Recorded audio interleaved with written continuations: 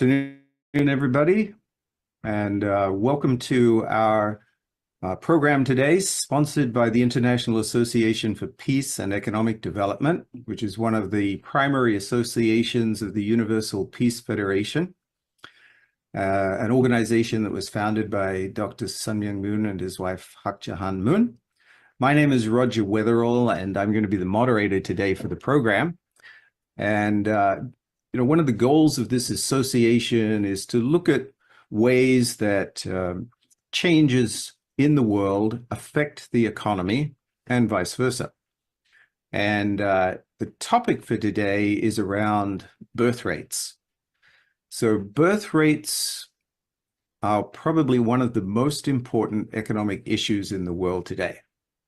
And they are going to have a huge impact on what happens in the future of the world. So I'm very happy that we have two speakers today who can really talk about this issue. So if you look at birth rates, so most countries in the developing world are seeing reducing, in the developed world are seeing reducing birth rates, whereas in the developing world, in places like Africa, birth rates are still increasing. I would correct that just a smidgen. I mean, they're decreasing all over the world, okay, but thank you very much, they are Daniel. still high.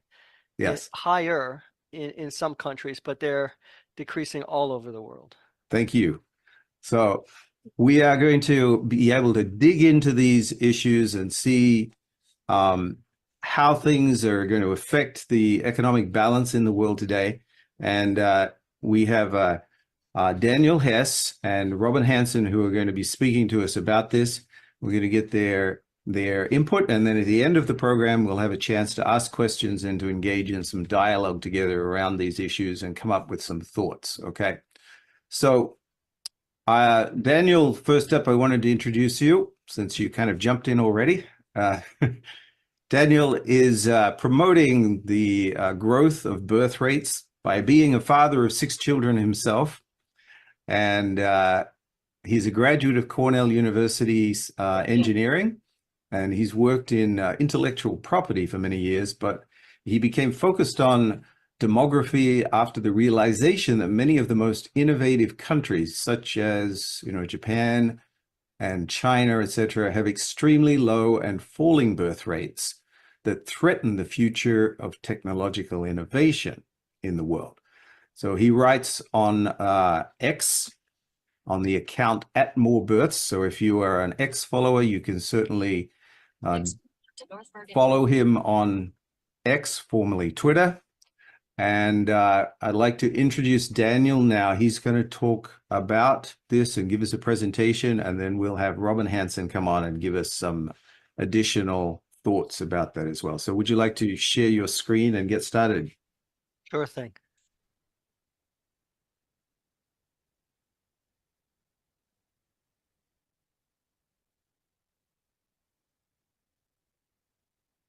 All right, so this are birth rates the most important economic issue in the world today? I would say absolutely yes.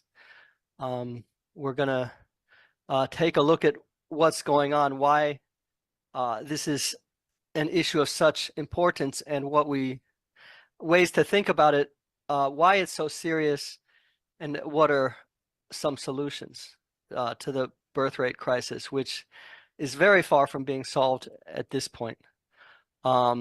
So here we can see, this is a map of the world. We can see the portions in red have fallen below replacement. The portions in green are still above replacement. Our replacement fertility is considered 2.1 births per woman. It varies just a little bit based on infant mortality and things like this, but you can see all of North America, virtually all of South America, all of Europe, almost all of Asia, and most of the world in general is below replacement fertility now. And the portions in red, which are below replacement and in almost all cases falling rapidly, represent 90% of global gross domestic product. So how bad are the numbers? most low, whether there's a misconception, people think, and economists and forecasters, thought for a long time that birth rates would drop to about replacement level and stay there. But actually, what we're seeing is birth rates drop very far below replacement. This table is by the account birth gauge on X, and it's a very wonderful source of demographic data and fertility data. And we can see that for so many countries, birth rates are not just below replacement, but far, far below replacement. Countries uh, only around half of replacement include Japan, China, Korea, Canada. Canada is falling almost to half of replacement now. Spain, Poland, Chile. So these are places, East Asia has things kind of the worst. They have fertility rates. In South Korea's case, only about 1/3 of the replacement level, which is which points to catastrophic population collapse in the future, and likely also economic collapse if things remain on their current trajectory.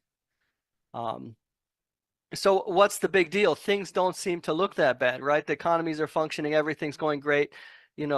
GDP is growing every year. Well, what we're looking at, if you look at this chart on the left, that's total population. That looks kind of okay. I mean, in South Korea, even population is just dipping a little bit, and it's near its all-time high, so that looks fine, right? Actually, what we should be looking at, what we need to be looking at are population pyramids. And if you look, this is the population pyramid of South Korea in 2021, and I regret to say it's getting even worse, if that's possible. But we can see that for the younger cohorts, under 20 and especially under 10, there's very, very few people. So there's just not going to be very many workers in Korea that, to replace the massive generation that's retiring. And if you look at the shape of this curve, you can see that between about the age of 20 and 65 is a large group. So Korea's economy has been booming, but the group that's coming after is very, very small and getting smaller and smaller each year. So that's what we need to be looking at, and that points to dramatic collapse in Korea economically. And this is just a representation of many, many countries that are like this. Korea is a little bit more extreme of an example, but you see most European countries have a pyramid kind of like this. Italy's population pyramid is kind of like this. China, Japan, many countries are in this state of demographic decline bordering on collapse. There's this misconception that began in 1968, and it is still, more than 50 years later. This is 56 years after this book was published. The population bomb, most of you have heard of it. Paul Ehrlich predicted in this book, by 1980, everybody's going to be starving. It's too late to save ourselves because of overpopulation. He was completely and widely wrong. Population was already dramatically, birth rates were already dramatically on the decline by the time he wrote this book, and have since, fallen very dramatically. But the ideas that he spread that of fears of overpopulation are still with us today. And if you ask most people on the street, I think most, or at least a very large share, will think that the overpopulation concept is the thing that we have to fear, even though that is what was wrong at the time that it was published, and is utterly wrong in a world of fertility rates far below replacement. So another thing, people will tell you the planet is overcrowded. That's not true. So here we have these are population density maps of California and Korea respectively. So we can see, I chose these two because they're, well, these are regarded as very populous places.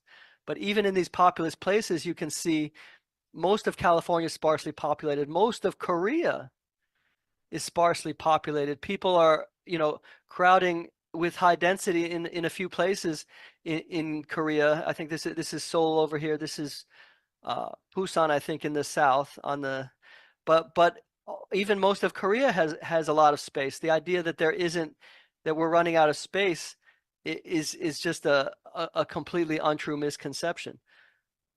Here's Elon Musk, the most popular and famous futurist. You probably have heard of some of his warnings. Population collapse is an existential problem for humanity, not overpopulation. Far too many people are under the illusion that the Earth is overpopulated, even though birth rate trends are so obviously headed to population collapse. So here's, Brian Kaplan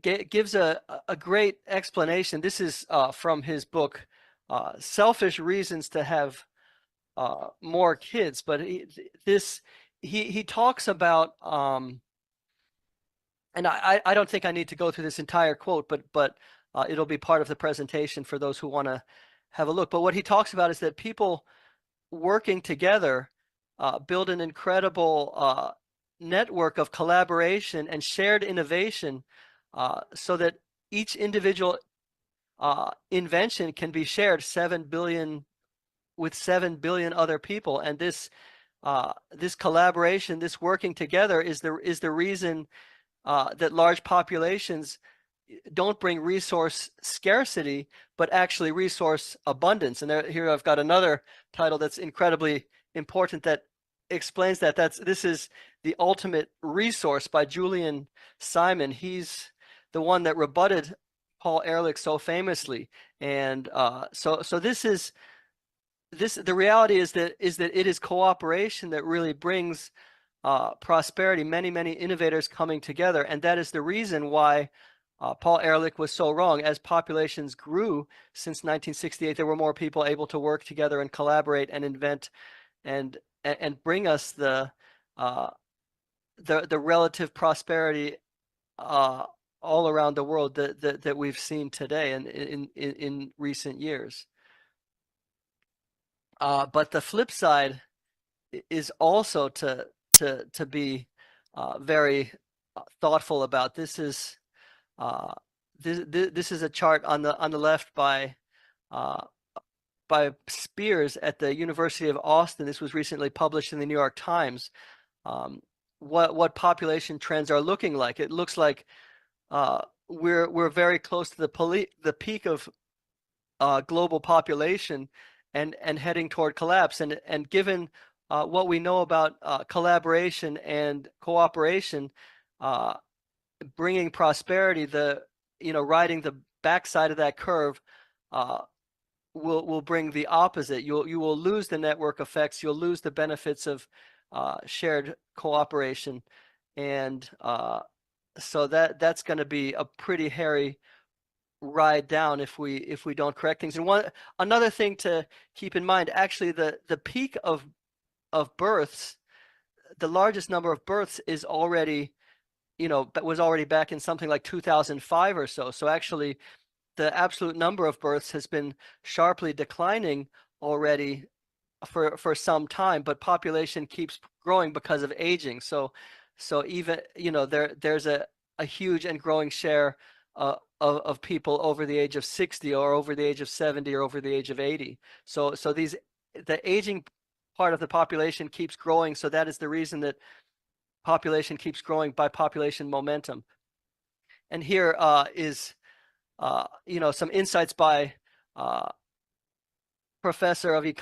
economics professor and futurist Robin Hanson, who we're very grateful to have here with us today.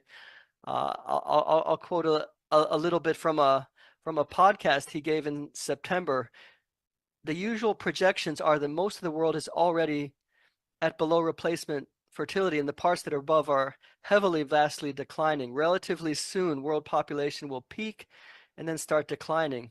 It is quite plausible, at least in my recent analysis, that when population starts declining, soon afterwards, the world economy will start declining, and soon after that, innovation will come to a halt because you will lose economies of scale and specialization and the like. So, and actually, we have uh, this. This isn't raw speculation. We're seeing what's happening in Japan. This is from The Economist, I think, about a year ago. Japan, which everybody thought in the late 1980s and early 90s was going to take over, where everybody was saying we're all going to speak Japanese because they were riding success after success. But what we have seen since then is a dramatic decline in innovation in so many of the major categories in Japan. Now, Japan is kind of a bellwether that we can talk about because Japan has begun on the aging trajectory earlier than most other countries. So it's a well-known fact that Japan has been performing poorly for the last 30 years or so. That first lost decade, second lost decade, third lost decade, and everybody's wondering, why it's some weird Japanese mystery that, don't think about it too hard. Japan's just weird in that way, right? That's been the narrative. But actually, a paper called "The Wealth of Working Nations," there's a list of authors here, explained what was going on with Japan. And these are charts from that paper. Japanese GDP per working age person has been doing wonderfully since 1990. In other words, Japan is right up there with the United States, tracking the United States wonderfully in GDP per working age person. So what's actually been happening is that in Japan, the population itself has been declining, and that has. This is looking at the population age 15 to 64. So this is your standard working age range, and we can see instantly what's been going on with Japan there. They've been in the doldrums in spite of increasing productivity and so forth, because their population is just simply declining. It's not that complicated of a story. This I posted about this paper, and that that post got more than 3 million views with dramatic attention in Japan. Actually, it blew up on Japanese Twitter, so that was kind of remarkable. But it's a very important story, and the thing is that you don't have to project very far in the future to see that many countries are going to have the exact same population curve that Japan is having. So if we project to 2050, remember 2050 is as far away from now as now is from the year 2000. So that's not very long at all. And in 2050 we can see that kind of population decline in countries like Korea, Germany, Italy, many others. Meanwhile, Japan is going to be quite a lot further down the track. So things are going to be grim throughout the many developed countries.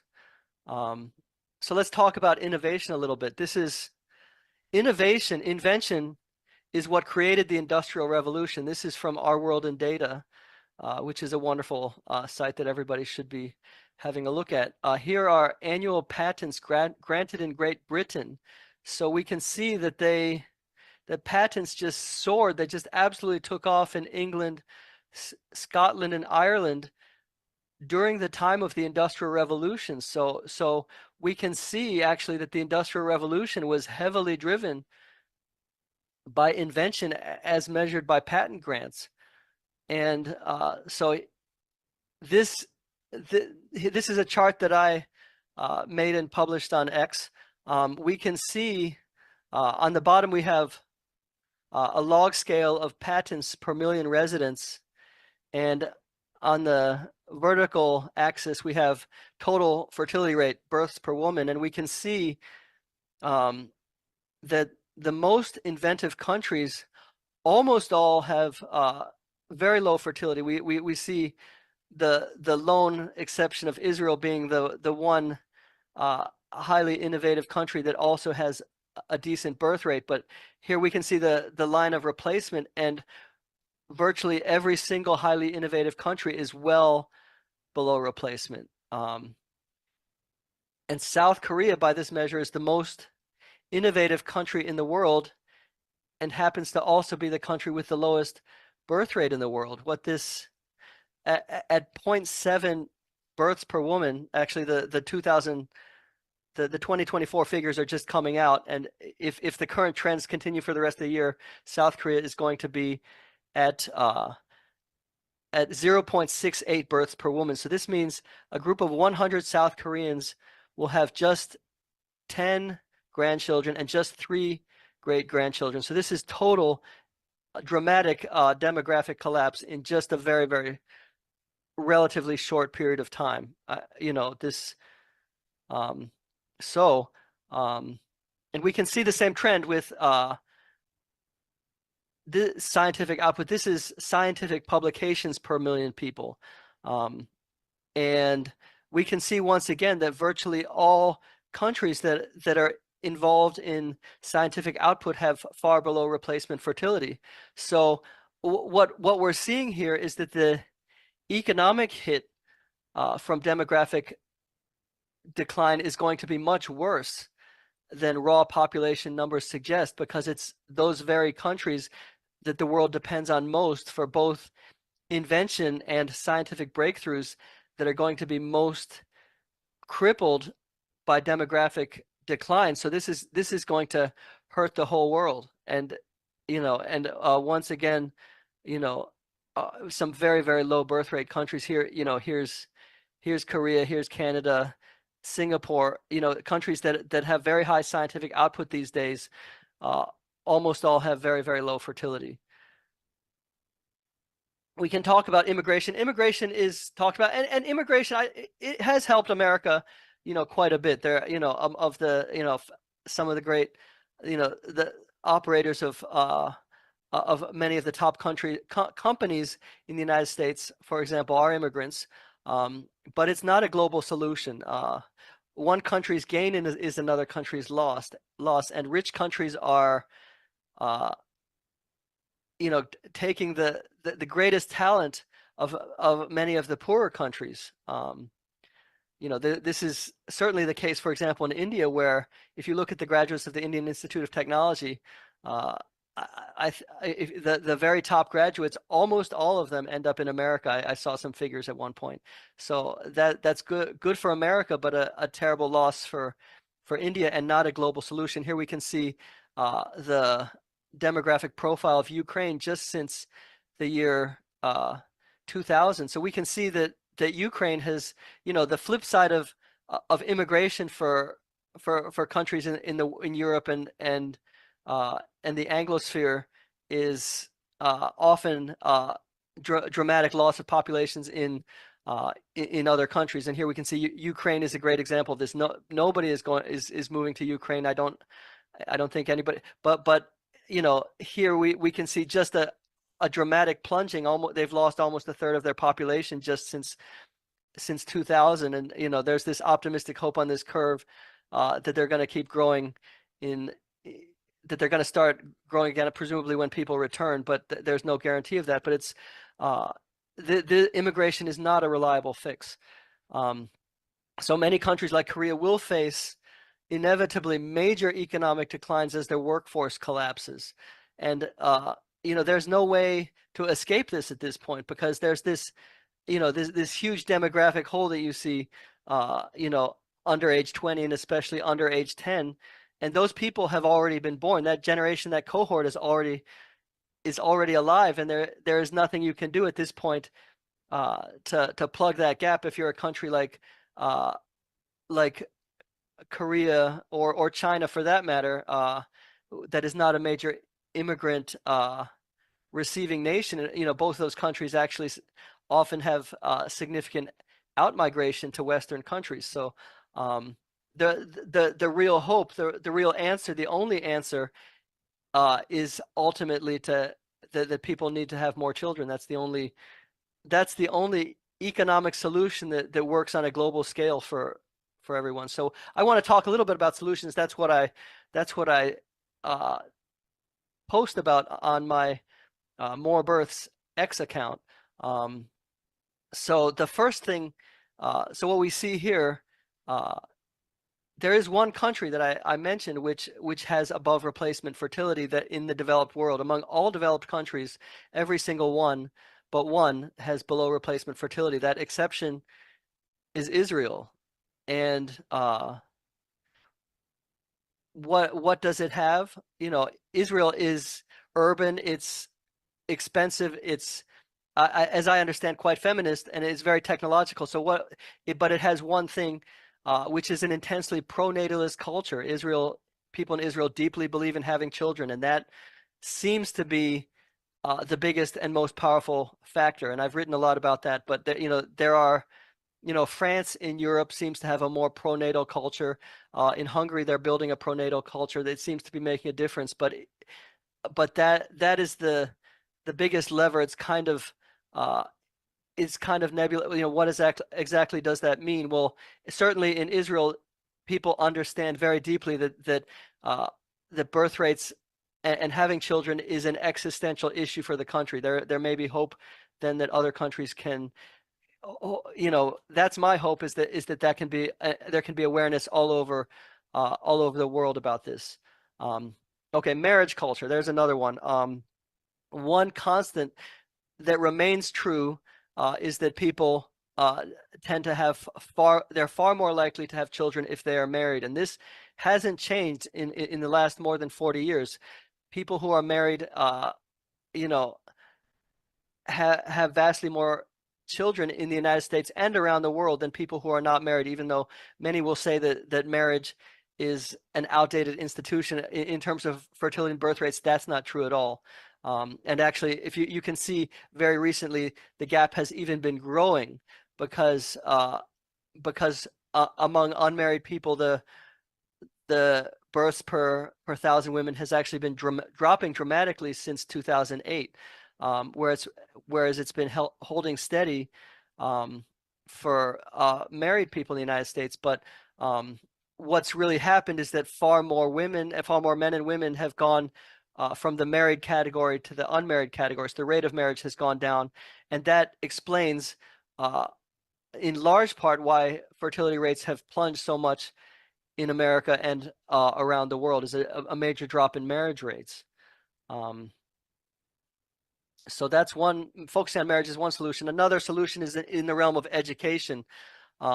In most of the world, people actually want more children than they have, but they simply run out of time. This wonderful chart is by uh, Lyman Stone at the Institute for Family Studies, and you can see that almost all these below replacement fertility countries, in these countries, the fertility ideals, in other words, how many children women say they want to have, is far higher than the number that they have. And most people simply are running out, many people are simply running out of time to have children. And a solution to this is education.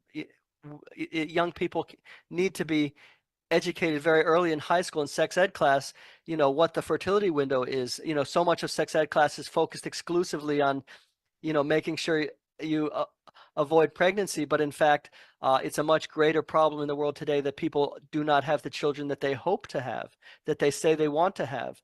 So it's not simply a problem of nobody wants to have children anymore. People do want to have children, but there's so many other things happening, and people aren't focusing on it at early enough ages. People need to be getting partnered and starting on their families, and in this part, not at the age of 36, 37, and and up, because fertility is much lower, or past this point it's over. So there's a major scope for education. Another point is religious belief and practice. There's no escaping this in the data. Religious attending people tend to have more children on average. This is a chart that I made. If you look at U.S. states by weekly religious attendance, there's a very strong correlation between weekly religious attendance and the total fertility rate at the state level. And this is also true at the individual level. And there was recent research as well that I saw recently that highly educated among highly educated people, there is, I should say, religious practice and attendance seems to have the strongest impact on highly educated people. So, so a lot of very smart people who are, if they are also religious, will it tends to the impact there is very strong. So that suggests that it can be very pro-social. Here's another point. Environmental optimism and success needs to be what we need to talk about. There's this, a big cause. There is a very strong antenatal movement in the world and in the United States. You can see this on all kinds of things. You can see this in the comment sections of the New York Times. You can see this like all over Reddit discussion boards, but there's a very strong antenatal movement, and it's kind of tied to this idea of environmental doomism. But here we can see this is on the left and the right, these are the same place. This is the Fresh Kills landfill. This was a very famous landfill in New York, the largest landfill in the world I think it closed around the year 2000 or so, but when it closed, it was the largest landfill in the world. And here we see on the right, on the right is Fresh Kills Park. Now this is the same spot, and the garbage is all still there, but it's a very beautiful park full of wildlife. And this is an example of an environmental success story. We are actually succeeding on many fronts. Energy sustainability is happening at a breakneck pace. The price of large-scale batteries has plummeted just in the year 2024. Just this year, we're seeing incredibly low prices, which is a huge positive sign for sustainable energy all over the world.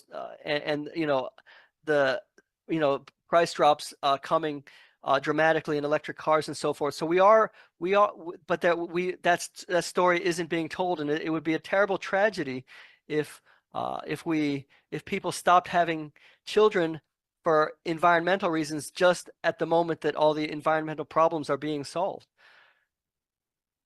Okay, here's another point: is healing the cultural divides between men and women. So this is a chart that appeared in the Financial Times by John Byrne Murdoch.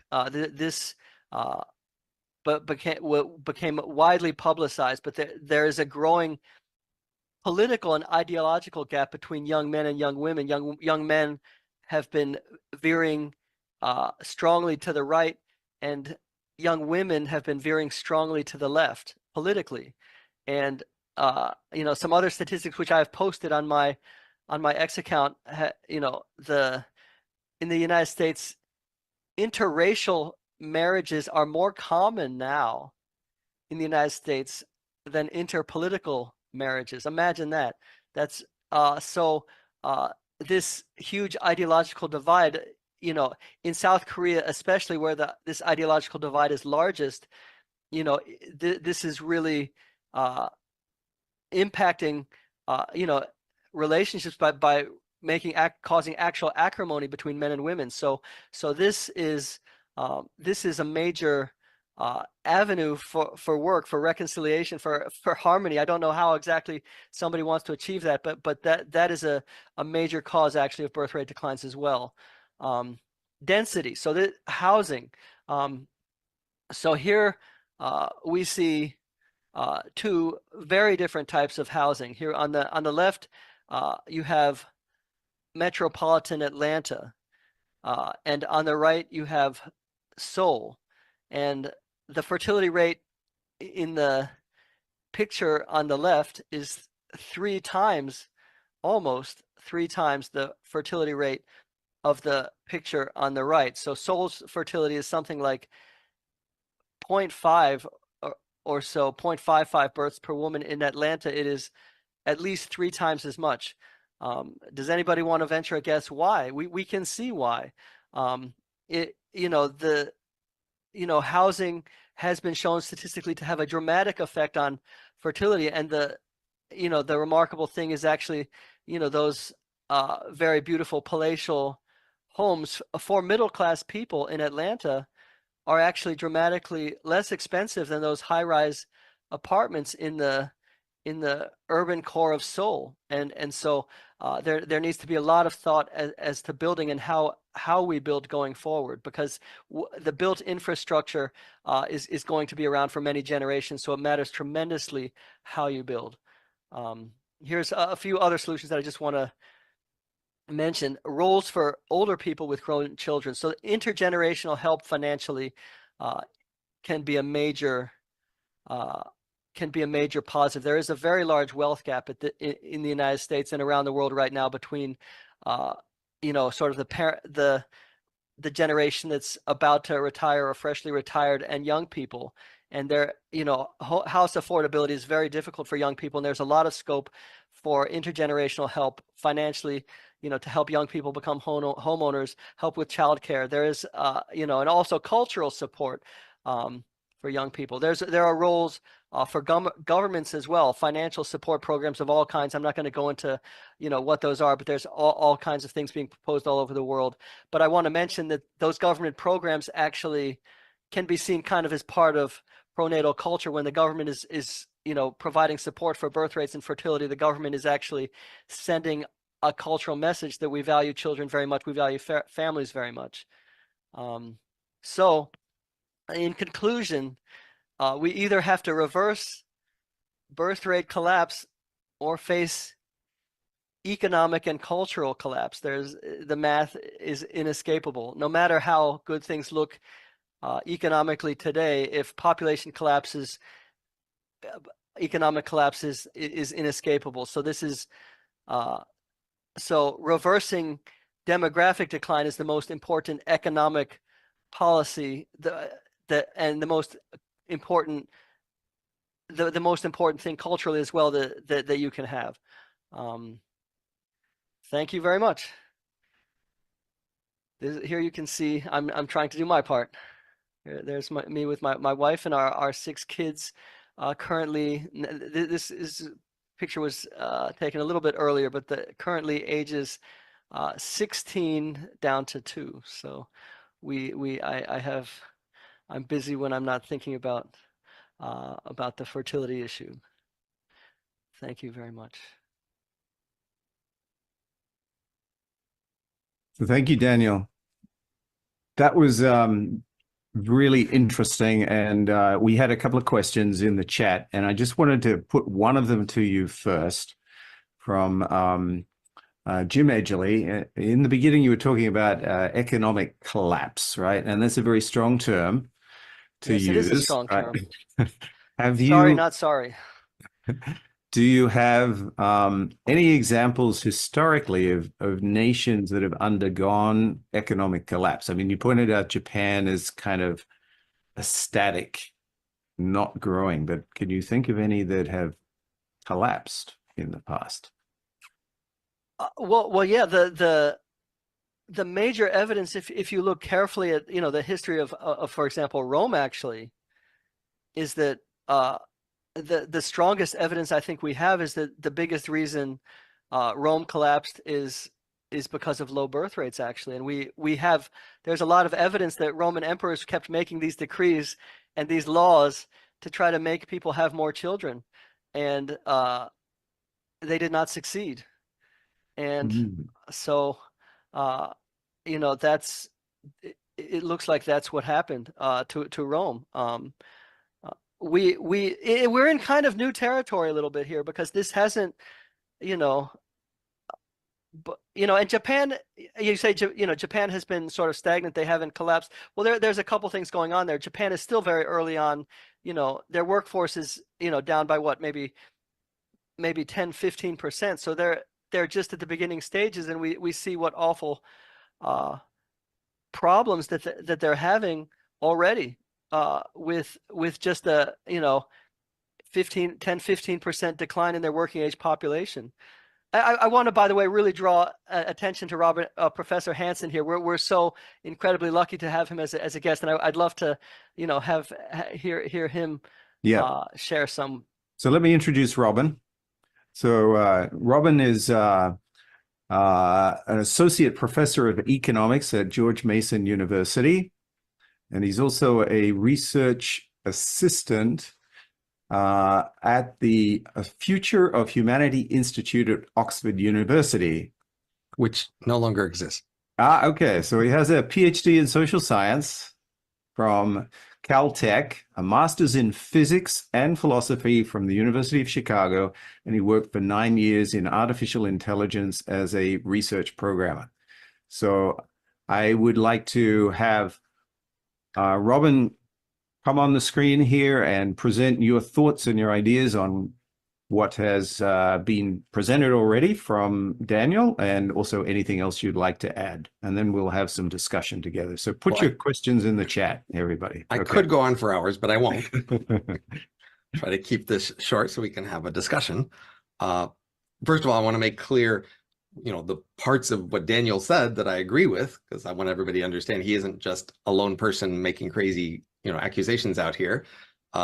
He's right, and I think there's roughly a consensus that, in fact, fertility has been declining consistently for centuries now. It isn't just a thing in the last few decades. I don't know if Dan made that clear. In Europe, it first started declining about 250 years ago in France. It's been declining consistently worldwide since then. So we have these pretty steady trends. The trends are on track to continue.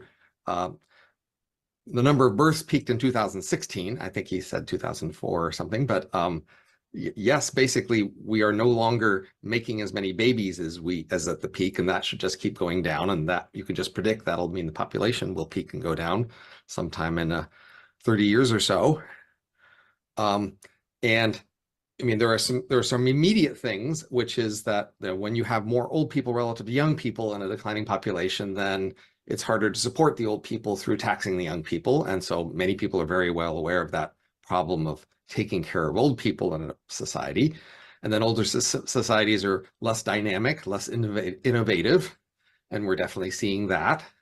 But these are just the short-term effects. Unfortunately, the big problems are going to take a long time to play out. And so, like boiling the frog, people may in some sense just not care. But more fundamentally, the innovation of the entire world will slow down. And as population falls, the economy will fall, and basically the innovation rate will fall, because innovation is roughly economic activity as a percentage of all the activity you've seen so far up until that moment. And in a declining population, that becomes much smaller than it's been in a growing population. So innovation will grind to a halt. But a lot of our liberality of our world was caused by innovation. That is, a few centuries ago, the world, had a lot of kings and class and repression. And the thing that forced a lot of the world to be more open and liberal was the fact that the richest countries were liberal, and that was enabling their innovation, and the others didn't want to get left behind. And so they realized they needed to be more open and liberal if they were going to keep up technologically and economically with the leaders who were relatively liberal and open. But if innovation grinds to a halt, it'll no longer be such a pressure, and plausibly nations will drift back to a more natural state of repression and control, because that's what people at the top tend to like. So that's the kind of future we're looking at. And even worse, in some sense, our civilization will slowly decline population-wise and economically, but then plausibly we will just, instead of going extinct, be replaced by the very fast-growing populations that we already see around us that are now small, like the Amish or Mennonites or Haredim, but double roughly every 20 years. And in a couple centuries, they can come to dominate the world. So that's roughly what's at stake. Not just a few centuries of declining consumption and innovation, but basically our current dominant world civilization being shunted aside and replaced. That's pretty dramatic. Now, Daniel talked about a number of solutions and a number of issues, and I just want to highlight the key distinction that is, if you're standing back looking at your whole nation or whole civilization even and looking at its health, you will see, it's having a problem, and you could see that you might fix it by various things you could do to encourage it to be different, but the problem is fundamentally rooted in individual personal behavior. And the question is how to influence individual behavior when individuals are choosing to have fewer kids. And if you just tell them maybe it's good for the world that there's more kids, that doesn't necessarily move them so much. So the key question is, what can we do to change individual behavior? So like Dan points out, when you ask people how many kids they plan to have or want to have, it's higher than how many they do. Obviously, if that's actually the reason why they're having fewer kids, we should just tell everybody, but I think we've been kind of telling everybody for a while and they kind of know it by now, but still they're having fewer kids. So it seems to me there's more fundamental structural problems going on here. It's not just that people are somewhat unaware of the fact they're having fewer kids. There are just a lot of deep cultural changes that have encouraged fewer kids. And then you want to try to somehow reverse those. And I just want to make it clear how hard that is. So it's gonna be very hard, yes. Right. So I think we want to try, but I want to, it's not just like there's this one parameter of civilization. Oh, how friendly we are to our kids, and we just want to turn that knob. That knob is already being set by a bunch of other knobs. And I want you to make you more aware of the other knobs here that are setting that one knob. So over the last half century or longer, we've had a number of strong cultural trends that have caused lower fertility, plausibly. Certainly urbanity, as he says, density, lowered religion, have also caused that to some degree, environmental concerns, but more fundamentally just longer career paths, more education, early career paths, switch from what they call cornerstone to capstone marriage norms in terms of what you should have already when you get married. There's norms about how much attention parents should be paying to kids, and those have gone way up, and that's making it hard to have kids. Norms about grandparental involvement.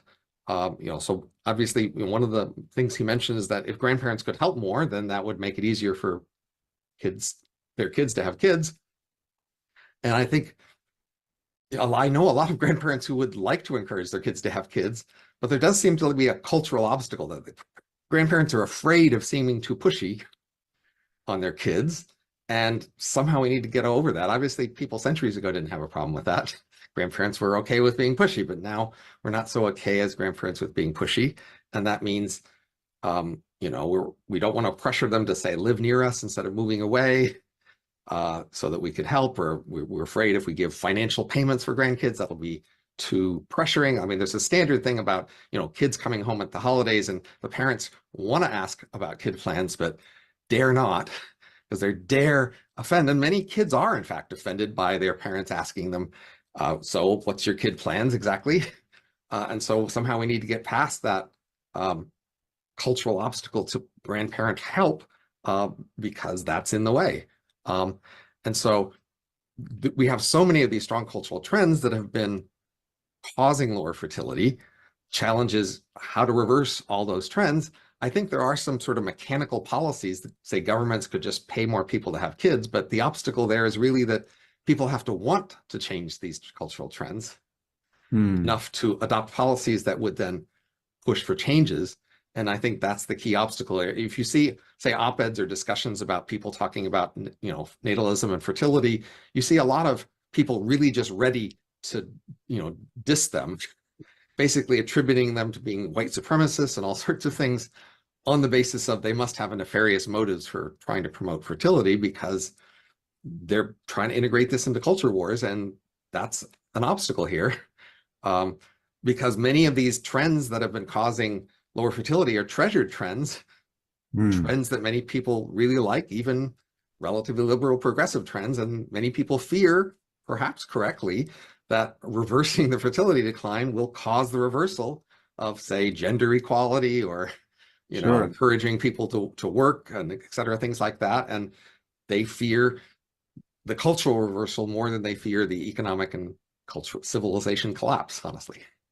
So, Robin, that's an interesting point that you bring up about the working on the individual and the social level, right? To reverse these trends. And I mean, that's a trend I see around me. Our generation was like, you have a family, even though you don't have any money, right? But Right. today it's like you've got to have, $500,000 before you start having kids. That's what people think, right? So how do we kind of change those cultural norms? Do you have any thoughts around that? Or Daniel, you're a good person to talk about this with 6 kids yourself, in that generation. Whatever you Yeah, think. maybe I'm a little bit more optimistic that things can be malleable in culture. I see a great question from Jim Eberly. Israel is also facing many of these same cultural trends, and that's my belief or hope is that with enough Israel they have faced, obviously, they have an existential need to have enough children, or they're going to be in big trouble, based on their neighbors and also based on their history. My hope is, my optimistic belief is that if people can get desperate and urgent and panicky enough, if people can look into the abyss enough and see, what's happening with their countries and their societies, that they can, somehow find ways to make it happen, just by having intensely pronatal belief.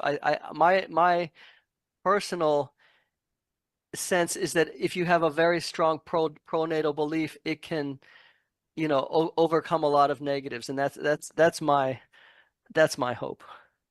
If we just had a lot more war in the world and a lot more countries felt scared and threatened like Israel, I don't then think that that's a would good probably solution. work. I But don't think that's a good, okay. No, yeah, we don't. Yeah, these are open questions, but certainly we have to try our best, Yeah. in many different angles, and we don't know what may work in one country may be different from what may work in another country. It's been suggested that for East Asian countries, you have to, you know, tie uh tie like admission to selective universities to like the number of children people have, or things like this. right. There's all sorts of things that what works in one country might be very different from what works in another. Sure.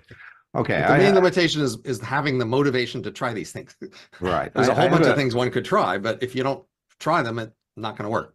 I have a bigger question though for you around this. Okay, what do you think is the optimal number of people in the world? Because, there's still a perception that we have too many, and it's actually a good thing that we kind of reduce a little bit. And then, maybe, or even just keep the same, right? So what do you think is optimal? I'd say population isn't the sort of thing that just can sit at some level naturally. It naturally either declines or increases. It just doesn't hang out in the middle. Okay. So between those two, I'd rather have an increase than a decline. If you say, well, you could get too big, couldn't you? And I might say, yes, but if you were getting too big, the way you'd notice is poverty, disease, famine, things like that. That's how the world would tell you you're getting too big. So as long as you're still getting richer, I'd say you're not too big yet. So obviously we should make sure that when there's externalities or costs in the world that are being transmitted to the people causing them, so that people will get the signals about the harms they're causing if they are. But overall, as an economist, I'd say we're not too big yet, and we're probably not even close to too big. So let's keep growing. What do you think, Daniel? Yeah, I hear, and I would kind of second what Robin is saying, and in particular the numbers that we're seeing are just horrifying, honestly.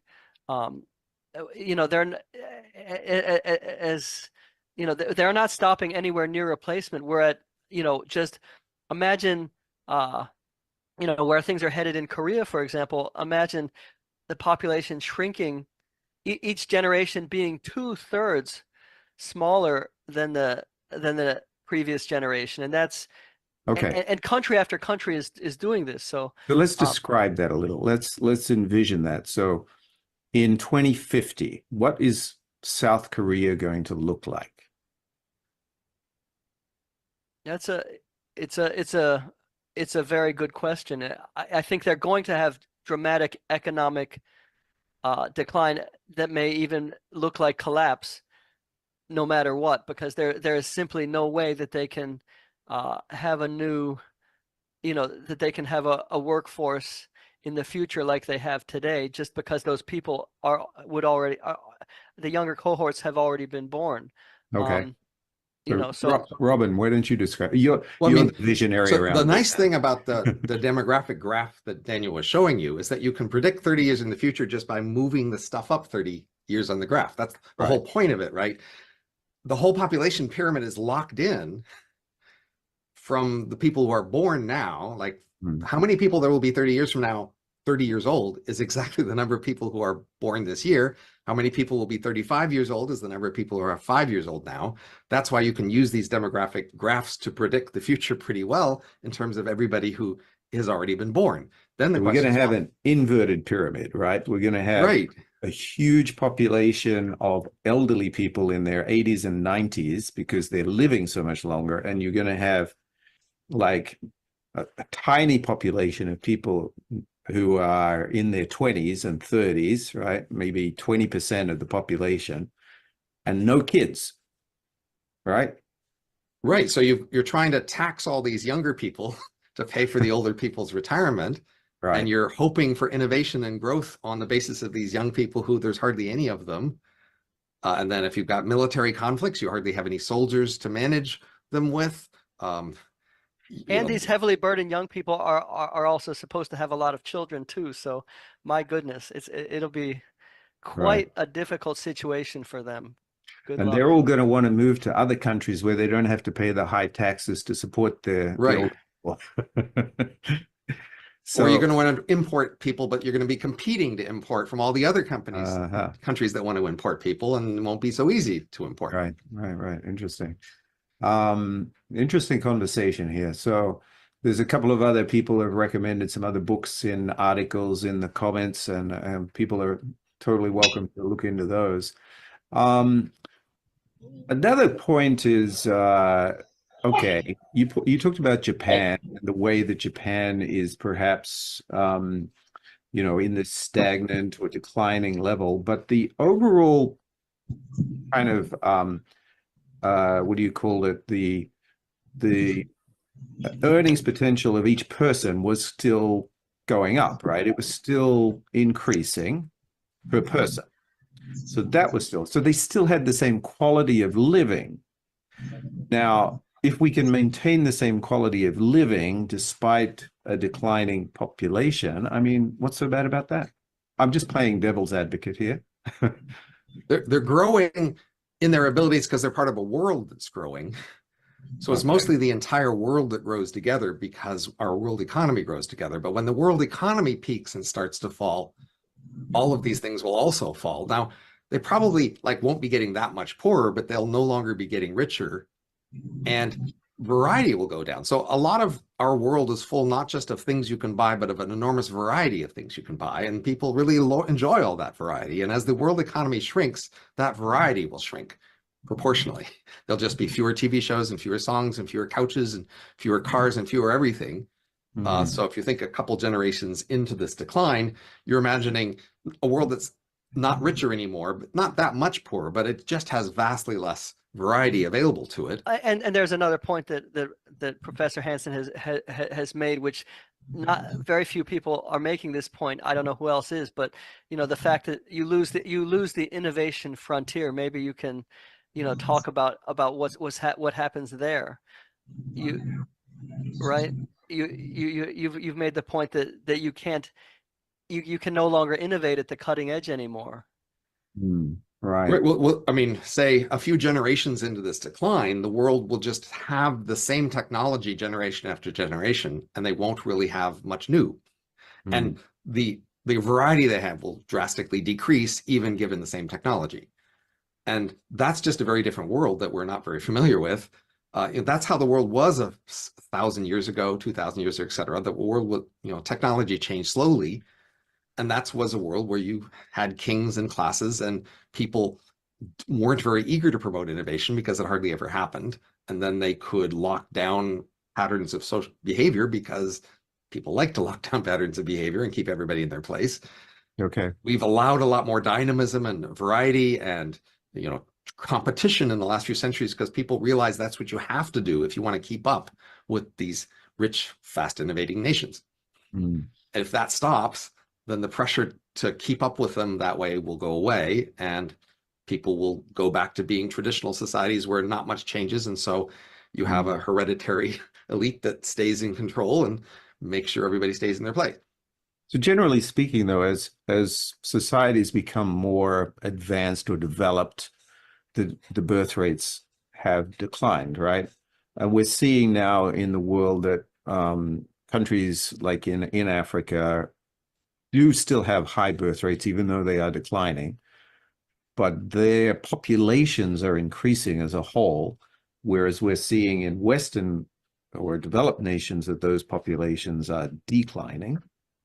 So this, what I'm seeing is there's going to be a big change in the balance of population and money and power, economic power, as well as political power throughout the world in the next 20 to 30 years because of this.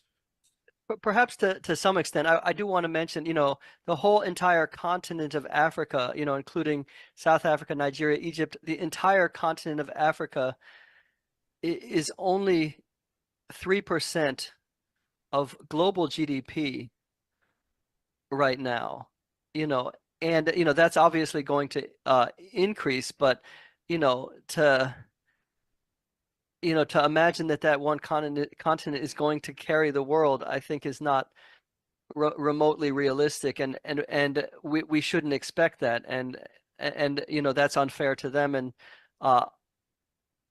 unfair to us, that they so So that go on. just to be clear, world population may peak around 2060 or something, but the world economy will peak sooner than that, and world innovation will peak even sooner, you see, because as Dan says, it's the richest places at the moment that are producing the most innovation, and they have lower fertility. So this problem is coming sooner than you might think if you just look for peak, when population will peak and start to decline. Well, the economy will peak a bit sooner than that. Right. This hits at the core of global economies, because the economies that are really doing gangbusters and leading the world economically are the very same countries that are facing this demographic collapse. Mm. So yeah, it's gonna be worse than you would think just by looking at total population numbers, and as Robin says, it's going to be happening sooner. Okay, so we're at time here, just after 3. So I wanted to just give you each a few moments to kind of wrap up, to give some closing statements. And can you give it a positive spin? Because you've kind of given us a lot of bad news. Well, if you want to, if we're living at a time when if you focus on this, and those who can, find a way to, put the brakes on this and even start to turn it around will be world historical figures. So, I don't know, it's going to take some incredible people who with incredible, I like to think optimistically that these trends are not set in stone, and the people with the ability to see and understand can turn things around. I think a kind of a positive example is France, actually. We mentioned Israel already, so Israel is one example, but France is another one. Throughout the 1800s, France had by far the lowest fertility rate in the entire world. They didn't grow essentially at all for about 100 years up to World War II. So, so they went from being like almost like the China of Europe to having far fewer people than Germany, and we know how that wound up for them in World War. But they really had a deep national realization, and every president since World War II has been incredibly pro-natalist in their words and in their policies, and France, ever since has had the highest fertility rate in Europe. So, obviously still below replacement, but there is a lot of room to influence things and make the future better. And that's that's the burden of all of us to try to creatively use our powers and influence to figure that out. And Robin? If nations felt more rivalrous with each other and competitive, maybe even more eager to gain advantage, they might then try to promote fertility, because it is one of the biggest ways in which nations have changed their relative position in the last century is by relative fertility. I guess the problem is they don't feel so rivalrous or ambitious, at least enough to overturn their local culture. So I've come to the opinion that fertility is fundamentally a culture problem, and it's being caused by an underlying lack of health with our system of cultural evolution. And that's a bigger problem even than fertility, which is a symptom of the problem. If we solve our fertility problems, that would maybe delay and give us longer to deal with the underlying problem. But there is this deeper underlying problem that our cultures just have a lot less variety than they used to, a lot weaker selection pressures, and they drift or just change autonomously a lot faster than they used to. And that altogether suggests they're just going off the rails, and fertility follows one of many ways they would be predicted to go off the rails. So that is not your requested good news. That's saying that this pretty bad news might be a sign of an even deeper underlying bigger bad news. Okay. Thank you very much. Anyway, thank you both for your enthusiasm and your diligence in pursuing this issue. And I think it is really important that we deal with it. And I think the Universal Peace Federation is uniquely positioned to highlight these issues in the world, because we reach out not just to economists or politicians, but also to religious people and artists and people in the social services and all different aspects of life. And I think we need to take a multidisciplinary approach to dealing with these things. So thank you both. And we will conclude our program here for this week.